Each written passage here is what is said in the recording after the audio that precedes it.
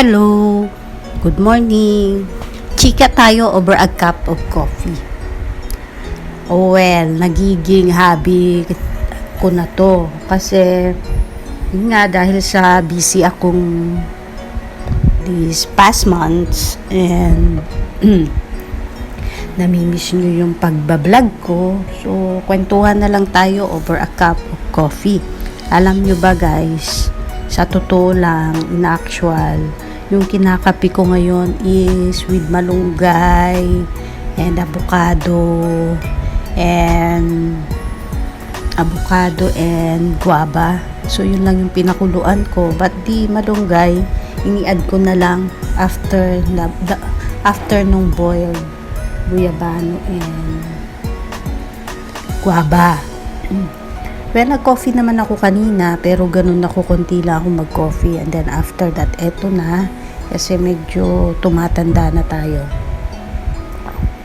And then guys, back to the part 2 nung painting ni Miss Bea. Well, sa nakikita ko, hindi ko talaga hinabaan para balik-balikan nyo yung painting na nakasabit. Actually, 2 pictures yan ng same na nakatalikod si Miss Bea Alonso. Sa akin lang ha, as wisdom, on my opinion, on my views, na si Miss Bea yan sa bahay ni Mr. John Lloyd. Painting niya, kinikilig talaga ako.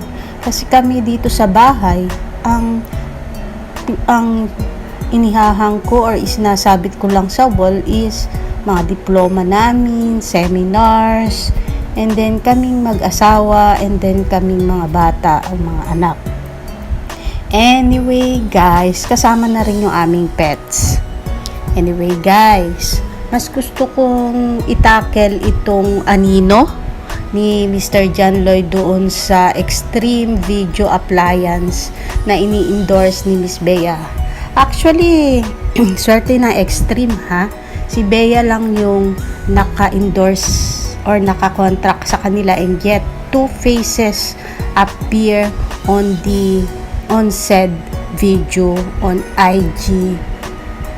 Not IG story, it's actual IG post ni Miss Bea Alonso in September, I guess 2 o 3, 2020, bago umalis si Mr. John Lloyd papuntang Palawan. Punta si Mr. John Lloyd sa Palawan ha, pandemic. Hindi na ito ECQ, pero still, I think general GCQ na to. So, yun nga. Guys, alam mo bang pumunta si Mr. John Lloyd doon para magpagawa ng resort at bahay sa Palawan? So, isa pa yan na itatakel natin mamaya or bukas kung bakit si Mr. John Lloyd nagpunta ng Palawan. Well, back to the extreme anino or extreme reflection of the noo, the forehead.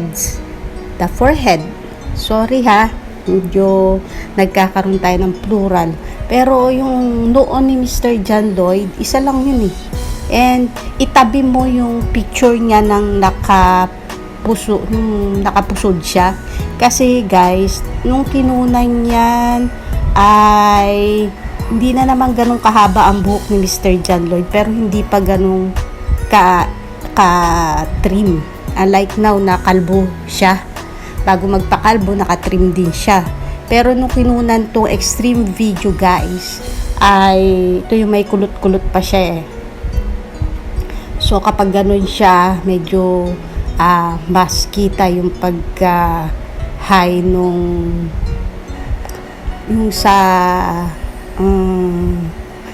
sa may noo niya. So hindi ko maalala kung anong terms ng mga lalaki doon. Hairline. Yung hairline niya medyo mataas pagka gano'n. Unlike kung nakakalbo or naka-trim or naka-semi siya, hindi masyadong halata. Pero pag ganito, isa lang siyang may ganun. In fairness, hindi yan for me as wisdom ha.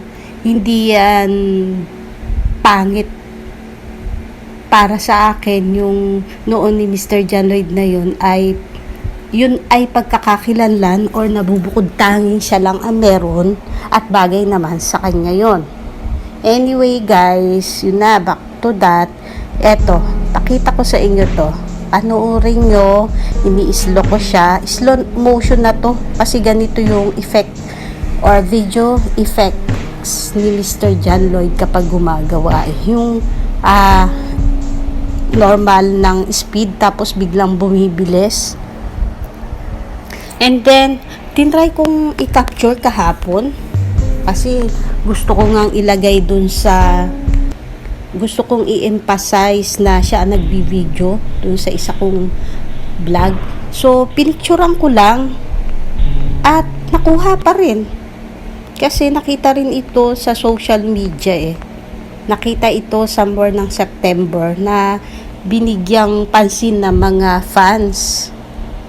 Oo. So, kahapon nung pinicturean ko lang while the video is running, nakukuha talaga yung reflection or anino na nagvi-video, which is John Lloyd na John Lloyd po. Pati yung bintingan, kung iraran nyo yan ng madahan na madahan, yung binti ni Mr. John Lloyd, ganun yun kasi nagbabike siya. So, medyo may muscle siya. Di lang medyo, pero yung part ng right niya or left, may isa doon na talagang bulge yung isa doon. So, siya lang may ganun. At sinasabi nila na si Dominic daw yun, yung nagvi-video na yun. Well, that time, kaya sabi ko sa inyo, may pagkakataon po na si John Lloyd talaga ang kumukuha. And that time, si John Lloyd yan kasi hindi pa po nagpi-premiere ang vlog ni Miss Bea Alonso. Nag-premiere lang siya September 30. And then yun nga, nung umalis si Mr. John Lloyd papuntang Palawan, so na quarantine siya ng 14 days or 7 days. So kaya nakunan siya doon pagdating niya sa Palawan. So nag-spread sa news at ang purpose nga daw ay magpapagawa for the construction. And then may kasama siya na sabi nila architect. So hindi yata architect yung casing niya, engineer siya.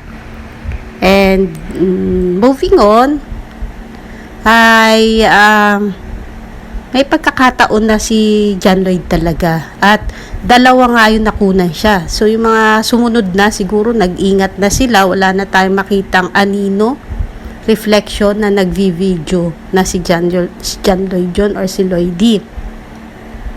And then going back dun sa extreme, kinikilig naman ako kaya pala ganun yung titig ni Miss Bea Look, diba?